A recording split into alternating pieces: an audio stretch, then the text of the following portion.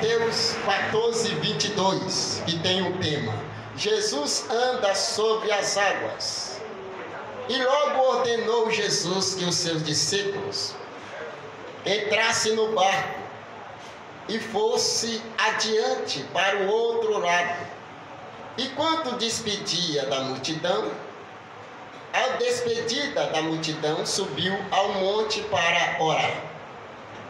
E a parte chegando já tarde, estava ali, que dependendo de alguma tradução, é a quarta vigília da noite. E o barco estava já no meio do mar, açoitado pelas ondas, porque o vento era ao contrário. Mas na quarta vigília da noite, dirigiu-se Jesus para eles, andando por cima do mar. E os discípulos, vendo andando sobre o mar, assustaram-se, dizendo: é um fantasma? E gritaram com medo. Jesus, porém, falou logo, dizendo: tende bom ânimo, eu sou, não temais. Dependendo da tradução de você, diz: ei, sou eu, não temais. Respondendo-lhe Pedro, disse: Senhor, se és tu, manda aí ter contigo por cima das águas. E ele disse: vem, Pedro. E descendo do barco, andou sobre as águas para ir ter com Jesus. Mas sentindo o vento forte, teve o quê? Medo. E começou a ir para o fundo, clamou, dizendo: Senhor, Senhor, salva-me. E logo Jesus, estendendo a mão, segurou e disse: homem de pequena fé, por que duvidaste? O Senhor está dizendo nesta noite, diga assim comigo: por que duvidaste? Por que duvidaste? Eu sou contigo. Diga assim comigo: Senhor Jesus, fala conosco nesta noite, através da tua palavra, em nome do Senhor Jesus Cristo. A igreja senta-se e bate as palmas para Jesus. Mais palma para Jesus.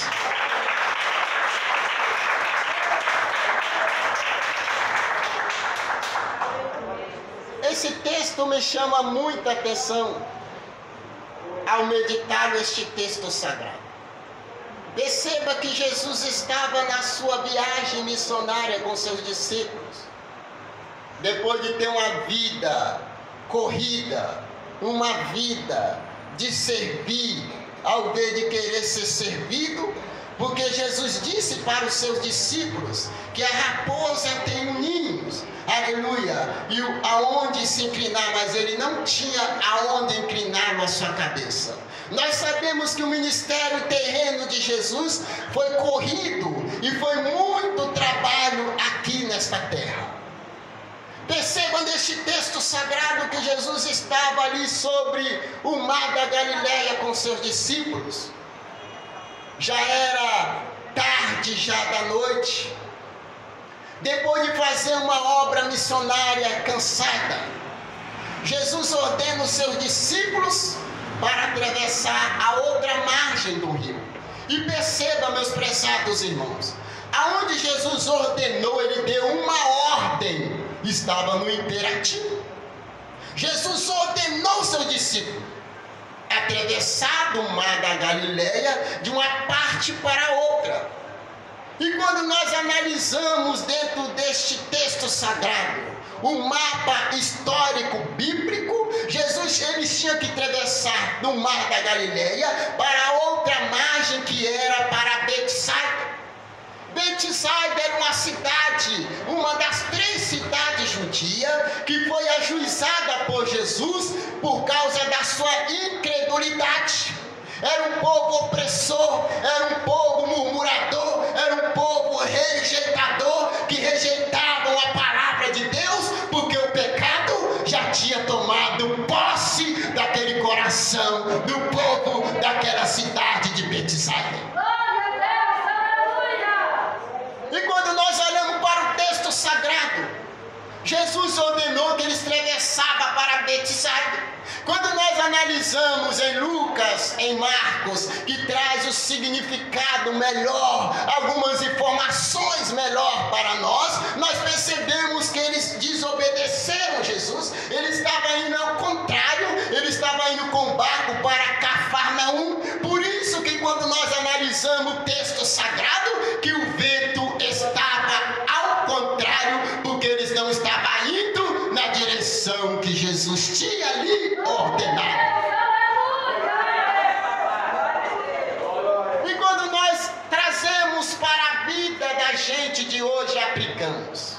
Se nós andarmos na contramão, não andar como Jesus quer, nós sempre vamos estar ao contrário.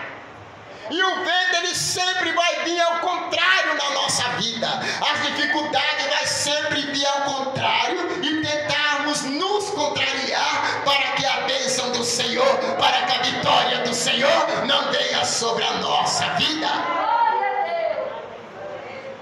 Para que nós caímos naquela escassez. Eu não vou alcançar, eu não vou orar, eu não vou andar, porque eu estou neste caminho que de acordo com a palavra diz, e algo na minha vida não está sendo realizado, e algo na minha vida não está sendo cumprido, e eu estou dentro do caminho, então não vou andar mais no caminho, eu vou ir ao contrário. Mas eu quero dizer para você, aleluia, quando você entra neste engano, você sempre vai contrariar as bênçãos do Senhor sobre a sua vida.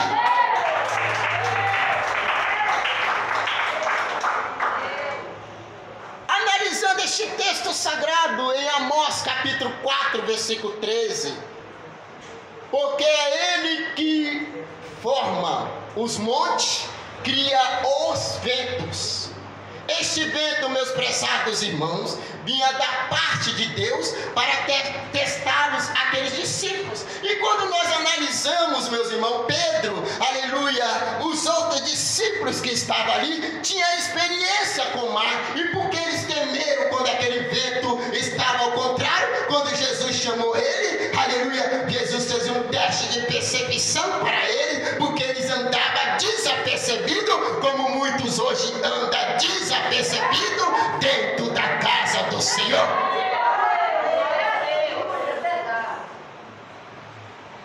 Em segundo lugar, perceba agora, Jesus faz um teste de percepção espiritual. Jesus estava na sua natureza humana. Paulo diz em Romanos, me fugiu da memória o capítulo, o versículo, que Jesus era 100% homem e 100% divino. Jesus se afasta dos seus discípulos e ordena a ele, vai sem mim, vai sem mim. E Jesus foi para, aleluia, um monte orar. E quando Jesus se afasta deles, aleluia, e já era tarde, o texto em foco diz que era a quarta vigília da noite. A quarta vigília da noite corresponde para nós, traz o significado das 3 da madrugada às 6 da manhã.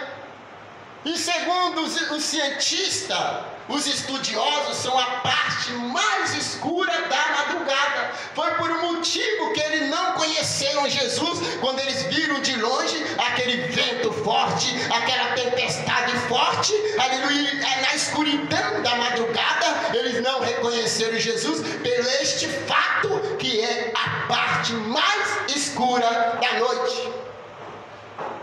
E quando Jesus chega de novo, eu gosto muito deste texto sagrado. Jesus entra em cena de novo na história, vem andando sobre o mar. Jesus vem andando sobre o mar. E eles de longe, aleluia, não conheceram. Em João capítulo 6, versículo 45, se não me fugiu da memória, João narra a história também para nós, aleluia, que eles estavam cerca de 6 estágios, que traz o significado, 6 quilômetros de distância, pelo fato também de eles não conhecerem Jesus. Ele vê aquele homem andando sobre o mar e diz, é uma fantasmagoria andando sobre o mar, é um fantasma, e começaram a se encher de medo. E Jesus, conhecendo o coração dos seus discípulos, Jesus conhecendo o coração das suas ovelhas, porque ele era o pastor, ele conhece o interior do coração humano. Ele disse: ei, não demais, sou eu. Ontem eu estava ali na sede ministrando a palavra. Aquele discípulo que eu gosto da Bíblia dele chama-se Pedro. Sempre ele. Pedro sempre era um entrão, um atrevido.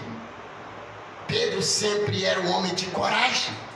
Mas perceba que neste dia ele não teve coragem. E ele tinha experiência no mar, porque quando Jesus chamou ele: tu é pescador de peixe, agora tu vai ser pescador de alma, vem comigo. E perceba, quando Pedro reconhece a voz do seu pastor, Pedro diz: Senhor, se és tu, deixa eu também provar deste sobrenatural. Aleluia. Deixa eu ir ter contigo e andar também, provar desse sobrenatural, que eu quero andar sobre o imerso, sobre essas águas. Eu também quero andar sobre essas águas. Jesus disse: vem, Pedro. Agora perceba a revelação da palavra. Ele desce do barco. Ele vai. Quando ele vai olhando para quem? Para Jesus. Ele não afunda. Ele vai tranquilamente olhando para Jesus e não afunda. Mas quando ele sente que o vento está ao contrário e fortalece quando ele está andando sobre o mar, a Bíblia diz que ele se encheu de tremor. Aleluia, não olhou mais para Jesus e sentiu o quê? Medo. Então perceba, o medo é o quê? A fé na derrota. E se você entrou aqui nesta noite com dúvida de algo, se você entrou aqui nesta noite olhando para mim, se você entrou nesta noite com pensamentos negativos, se você entrou aqui nesta noite para olhar detalhe, você vai sair pior. Você tem que olhar aqui, olhando fixamente a sua visão óptica, a sua visão espiritual, com a certeza da fé focada em Jesus, e você vai sair tomando posse do seu milagre e da tua vitória nesta noite.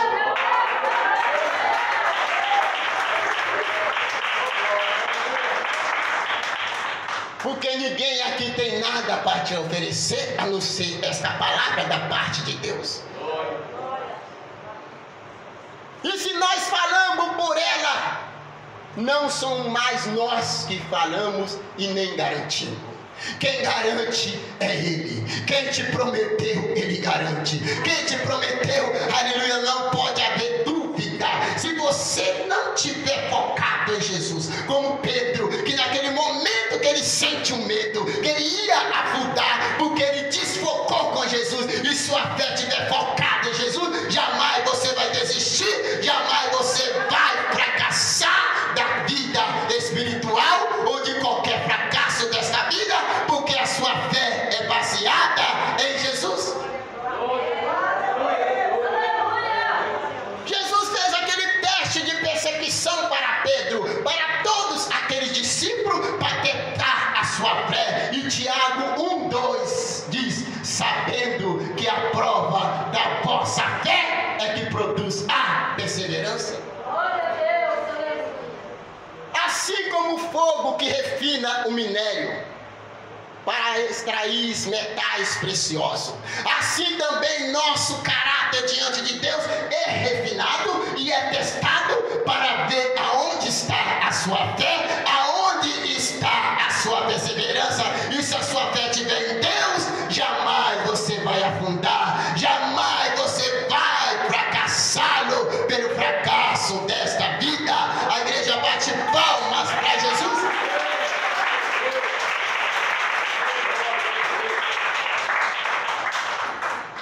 E quando ele começa a afundar, a Bíblia diz: Senhor, Senhor, socorre-me. Aquele homem que dizia ser segurança de Jesus, aquele homem que pega a espada e corta a orelha daquele mano, aquele homem cheio de coragem, aleluia, e demonstra uma fé tão morta. E quando ele começa a afundar, ele começa a se encher. Jesus estende as mãos, mesmo, aleluia, em meio ao seu fracasso. Deus não olha como o homem vê. Deus não olha como o homem olha. Eu não vou ajudar. Ele fracassou, ele afundou, ele não teve a fé em mim. Mas o Senhor Jesus estende a mão para ele e só exorta ele: homem sem fé. Perceba que todos os milagres de Jesus, aleluia, Jesus dizia: vai, a tua fé te salvou. E nesta noite é a sua fé que vai fazer você conquistar o impossível pela fé. Dá um brado de glória e bate palmas para Jesus.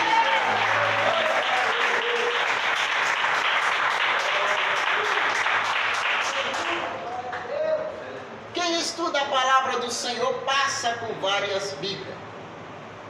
Uma Bíblia hebraica que meu irmão tem, que traz o sentido para nós. Nesse sentido conotado que Jesus estende as mãos para Pedro, o que faltou ali? Fé. E se faltar fé, vai o quê? Afundar. Se faltar fé, você não estava aqui nesta noite. Se faltou fé, aleluia, você não vai alcançar a tua vitória. Aos Hebreus capítulo 11, versículo 1 diz que sem fé é impossível agradar a Deus.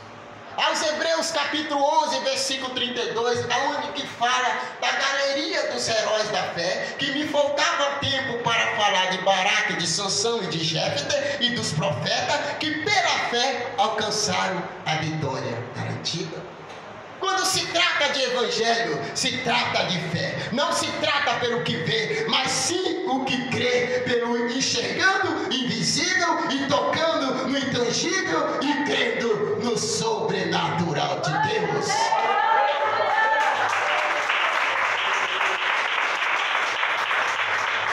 Agora, para encerrar essa mensagem, mas Jesus fala de tamanho de fé. Não existe. Quando Jesus disse o tamanho de fé, é que é uma fé assim no pequeno, no sentido que você tem que ter ela, não é no sentido de proporção de tamanho. É o mesmo sentido quando ele fala, ali onde estiver um ou dois, ali eu estarei. Ele não está falando no sentido de quantidade. Ele está falando ali no seu sentido dos seus atributos divinos, pela sua onisciência, ou seja, da sua onipresença. Que não precisa quantidade para Deus estar. Então não precisa tamanho de fé, porque fé é imensurável. Não tem como você medir uma fé, não tem como você mensurar uma fé. Então naquele momento que Pedro afunda ali, Jesus está dizendo para ele: homem que faltou fé, em outras palavras, homem sem fé. Então nesta noite eu quero dizer para você: toma posse da tua vitória através da tua fé. Quando Abacuque ele contesta com Deus, nos seus capítulos 2, 4, sobre a desolação que havia em Judá, sobre a catástrofe que havia em Judá. Foi o profeta que dirige a palavra ao Senhor, não o Senhor que dirige a palavra ao profeta, como os outros livros proféticos. Foi o profeta que questiona com Deus da situação, da catástrofe que aquele povo vivia. O Senhor responde para ele, não o que ele queria ouvir, mas o que ele precisava ouvir. Ele diz: ei, Abacuque, o ímpio, a sua alma não é reta nela, mas o justo, ele vive pela fé. Então tudo é fé. Por isso que nós estamos aqui nesta noite. Não deixa nunca faltar a tua fé. Que Deus abençoe a todos em nome de Jesus.